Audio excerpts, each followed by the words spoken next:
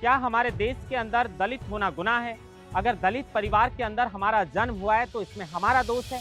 आज भी 21वीं सदी के अंदर दलितों के ऊपर अत्याचार के आए दिन नए नए मामले सामने आते हैं। उसकी वजह कभी धार्मिक आस्था होती है तो कभी सामाजिक और भूमि विवाद। इसी के चलते दलित आज भी पिसते चले आ रहे हैं। मामला SC/ST एक्ट में दर्ज कर लिया जाता है, लेकिन दोष सिद्ध का रेशो ये बताता है कि आज भी हिंदुस्तान के अंदर दलितों के ऊपर अत्याचार किया जाता है। इसका एक ताजा मामला भीलवाड़ा से 14 अगस्त को सामने आया, जिसमें भीलवाड़ा के बराना गांव के अंदर एक ठाकुर देव जी का मंदिर। इसी मंदिर के पुजारी विष्णु बलाई हैं, जो मेघवाल समुदाय से आते हैं। दोष सिर्फ उनका इतना है कि वो दलित समुदाय से आते हैं और इसी वजह से 60 से 70 लोगों का एक हुजूम अचानक मंदिर में अंदर प्रवेश करता है, मंदिर की रेलिंग तोड़ देता है, CCTV कैमरे तोड़ दिए जाते हैं और आप स्क्रीन में देख सकते हैं कि किस तरीके से दलित पुजारी के साथ मारपीट की जाती है, अभद्रता की जाती है, गाली गलौज भी दिए जाते हैं और उसके बाद मंदिर के पुजारी को मंदिर के अंदर से घसीटते हुए बाहर फेंक दिया जाता है। मामला गरमाता है तो मामले में FIR दर्ज की जाती है, दोषियों की गिरफ्तारी की जाती है। वजह सामने आती है दान पेटी का मसला और आरोपियों के द्वारा कहा जाता है कि दलित पुजारी को मंदिर के अंदर पूजा करने का कोई अधिकार नहीं है। ये बड़ी वजह बताई। अब आप देख सकते हैं कि किस तरीके से दलित पुजारी के साथ अत्याचार हुआ और जो वजह है वो ये बताती है कि आज भी हिंदुस्तान में दलितों के साथ सिर्फ दलित होना एक गुनाह है, जिसकी वजह से उसको काफी अत्याचार झेलने पड़ते हैं। ये पहला मामला नहीं है। 2017 से लेकर 2023 के हमने आंकड़े खंगालने का प्रयास किया तो तकरीबन 56,800 के आसपास ऐसे मामले हैं जो SC/ST एक्ट में दर्ज किए गए।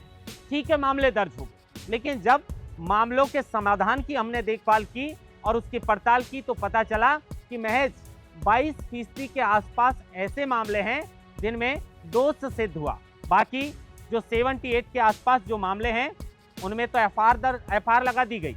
अब ये बताता है कि दलितों के साथ आज भी अत्याचार किया जाता है। ये राजस्थान के अंदर न सिर्फ भीलवाड़ा का मामला है, आप करौली देख लीजिए, अजमेर देख लीजिए, बारा देख लीजिए, भीलवाड़ा देख लीजिए, चाहे जालोर, तमाम ये जिले हैं जिनके अंदर एक के बाद एक दलितों के साथ अत्याचार के नए नए मामले सामने आते हैं। 2024 के अंदर जालोर में एक मंदिर के अंदर एक जोड़ा नारियल चढ़ाने के लिए प्रवेश करता है तो पुजारी के द्वारा उसको रोक दिया जाता है। इसी जालोर के अंदर एक दलित छात्र की पीट कर हत्या कर दी जाती है, उसे मौत के घाट उतार दिया जाता है। अब आप अंदाजा लगा सकते हैं कि किस तरीके से दलितों के ऊपर अत्याचार किया जाता है। 2020 में एक बाबूलाल वैष्णव, जिसे जिंदा जला दिया गया करौली के अंदर, मामला सामने आया भूमि विवाद का। वजह थी वो दलित था। अब दलित के ऊपर अत्याचार की मैंने वजह बताई कि धार्मिक आस्था के चलते भी उसके साथ अत्याचार होता है, सामाजिक भेदभाव में भी उसको पिसना पड़ता है और भूमि विवाद भी, दलितों की भूमि पर दबाव देकर डरा धमकाकर कब्जा करना भी एक बड़ी वजह सामने आती है। इसके अलावा आप भरतपुर की घटना का जिक्र कर लीजिए। भरतपुर के अंदर एक दलित जो है वो प्रवेश करता है तो पुजारी के द्वारा उसे रोक दिया जाता है। अजमेर के अंदर एक महिला मंदिर के अंदर प्रवेश करती है तो जो पुजारी है उसके द्वारा उसके साथ रेप किया जाता है, यौन उत्पीड़न किया जाता है।